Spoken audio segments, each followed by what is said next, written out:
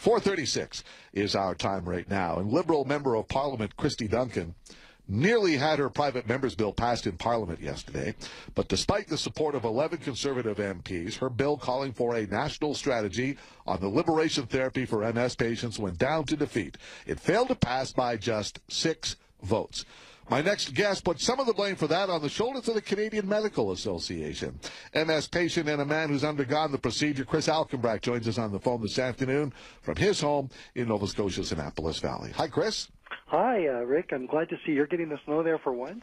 yeah, no, it's beautiful up here. Yeah, the valley looks to escape the bulk of the storm as well. Yeah, absolutely. Yeah. Anyway, talking about scams, you mentioned some scams. It's not the only scam going on, Rick. Yeah, and you're not very pleased with, again, some of the outside forces that you believe swayed some of that vote yesterday. Oh, yeah. Actually, I'm convinced of it. I'm holding in my hand a copy of a letter that Leona Glukak, our health minister, sent to all of the MPs, encouraged them not to vote for a private member's bill, C-280. And I'm also holding in my hand, and she authorized me to talk about this on the air, a letter that was drafted by Dr. John Haggie, the president of the Canadian Medical Association, and it was drafted to Jane Cordy, our wonderful senator, who has been an amazing support of this entire process since the very beginning. So the CMA was opposed to this bill as well? Absolutely, and I find it suspicious that this letter was dated February 27th and sent to all of the MPs, Senators, Kirsty herself, 2 days before the vote went through, and I spoke with Scott Armstrong, the MP from Conservative, yeah. Yes, Conservative MP, just this afternoon. And I said, it's too bad that they got this letter. And I said, do you think that this letter had anything to do to sway other potential Conservative voters that would have voted for the bill to pass? And he said, absolutely, it did. So even a Conservative MP admitting this? Yes, absolutely. Yeah. That to me in a conversation this afternoon, not more than an hour and a half ago. What would this bill have done? I mean, when they said it would have created a national strategy for this liberation procedure, what does that mean? Okay, we have to understand that the goal of this strategy, was to start the clinical trials. Now, we already have an announcement from Health Canada that clinical trials are coming. However, we need to make sure, and the goal of Kirsty's bill was to make sure that we're getting the right people involved in this. We have Canadian physicians who have expertise already in diagnosing and in treating CCSVI in multiple sclerosis patients. However, these people are always being put aside when it comes to the expert committees. So what Kirsty was aiming at in this bill is to get the real experts in there involved in the research process. But again, the majority of MPs said no, and you think that the health minister and the CMA played a major role in that decision? Oh, I more than think it. I'm convinced of it. Well, what did the CMA president say in his letter that went to all MPs? I mean, give me the sense of what the letter suggested here. Well, first of all, he said that he speaks for all 76,000 members of the physicians. A couple questions I have about that. Did he poll his members? How can he speak for all 76,000? Did he speak for the 20-plus Canadian, and I repeat this, Canadian doctors, physicians with multiple sclerosis who have already been treated for this? Does he speak for those too? Does he speak for all of the doctors off the record, who have encouraged their MS patients? And I can name oodles of them who have encouraged their MS patients off the record to go and get this treatment. He's obviously not speaking for them. He said that he understands the desperation of MS patients for moving forward. He said there's just not enough clinical evidence.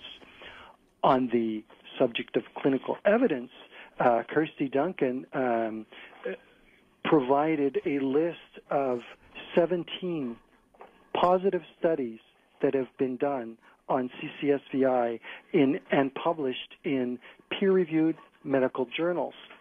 And one thing that we're finding that I find suspicious as an MS patient is that there are 17 positive studies now. We're not looking at one or two positive studies. There are 17 positive studies on the existence of CCSVI as an actual condition. Okay? There are a dozen or so negative studies. And it's interesting to know that all of the negative studies are published in neurological journals, and all of the positive studies are published in usually vascular journals. Because they're the specialists treating this condition, right? Well, neurologists don't do the procedure. And on top of that, we've had thousands of people who've undergone this procedure, have we not? Yeah, Kirsty Duncan stated the other day on the radio or on a television interview that we're looking at 30,000 patients worldwide in more than 60 countries who have had this procedure, okay? On the subject of safety, we have a new medication for multiple sclerosis that was just released on the market last year, and already in I believe it's just North America, we have 11 deaths from this. And it is a first-line medication being used. The first time we have a pill form instead of an injection form. And it's being touted by Canadian neurologists as a safe, convenient way to manage your multiple sclerosis. Yet it's resulted in more deaths than what we know with the Liberation treatment. Absolutely. And 84 people, 11 deaths since it came on the market. During the course of the clinical trials, 84 people died during the clinical trial phase, not all from the medication. It could have been, the clinical trial takes 5 years. Some of those people could have died in car accidents, totally unrelated things, but 84 people died nevertheless. Some of those people were from, lost their lives because of the medication. So let's cut to the chase here, Chris. What do you think is the government's reluctance to see this kind of legislation or to open the door to this procedure to take place in hospitals in this country? I think it's the refusal to look at the real expertise. It's the refusal to go outside the borders of, whether it be Nova Scotia or outside the borders of our country, and accept medical research that's been done and already been done and published in peer-reviewed journals. Look, Saskatchewan, they're doing clinical trials. They're sending 86 patients for the cost, I think, $2.2 million to the government of Saskatchewan. They're sending them to Albany, New York, because they can't have it done in Canada. Nobody will do it in Canada. And out of those 86 patients, 43 will receive the procedure and 43 won't. And then they'll compare the two groups. So you've got a placebo control group. It is a double-blinded, randomized clinical trial, and they won't know whether they've had the treatment or not, and they'll know at the end of the, I suppose 6 months. I suspect in that, Rick, that the people are going to know within a couple of weeks whether they've had the treatment or not. Yeah, I'm just reading here that these experiments, I guess we'll call them, will take place this month in New York, and so it'll be interesting to see. Oh, it's starting, yes. It's a long phase. It'll take probably a year and a half, maybe 2 years, to get the data that we need. But in the meantime, you've got MS sufferers who'd like to get this procedure done, still, sitting there unable to. Yes, exactly. And how many people are going to go on disability in the next, or how many people are going to die? Yeah. 400 people die a year of MS in Canada, whether, MS or complications or even suicide, unfortunately, because the rate of suicide amongst MS patients is very high because of the desperation. We've got a caller, Hugh in Dartmouth, with a comment here. Hi, Hugh. How you doing? Good, sir. Yourself? Oh, not too bad. First of all, I'd like to say I'm 100% of anybody getting any treatment make them feel good, including this experimental treatment. All right. Sounds like there's a butt coming. Yes, there is. I have a friend I hunted and fished with for, almost 50 years. I miss him a lot, but he's afraid to take the treatment. But the bottom line is, it's so experimental. There's people that have done well, people that haven't done well, and people have died. Well, there's only been a few that have died, and for the most part, Chris, as I understand it, most people have done very well after this procedure. Is that correct?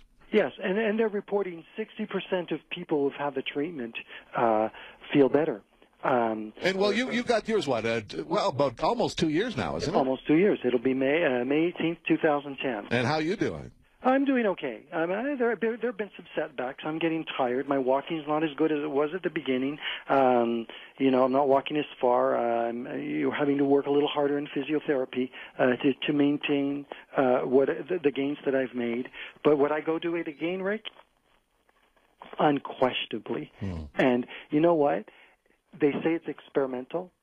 With all due respect, the person who just spoke said that his friend wouldn't get it because it's too experimental. It's angioplasty, for Pete's sake.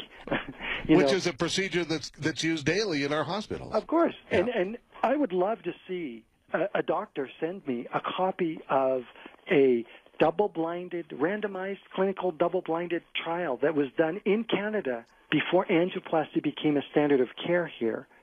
And I challenge anybody to do that. Send it to Rick and then send it on to me. And I challenge them that because it doesn't exist. Chris? It's never, why do we have to hold this to higher standard than we do other procedures? Well said. Thank you, Chris. We'll keep in touch. Oh, absolutely. Thanks, Rick. Have a good day, sir. Bye-bye. Chris Alkenbrack, an MS patient, a man who underwent the liberation treatment and who thinks that could be of huge benefit to MS patients everywhere. And got to wonder why the government's so reluctant right now to do become a very simple procedure that does seem to have some positive effects on most MS patients. 4:48, back.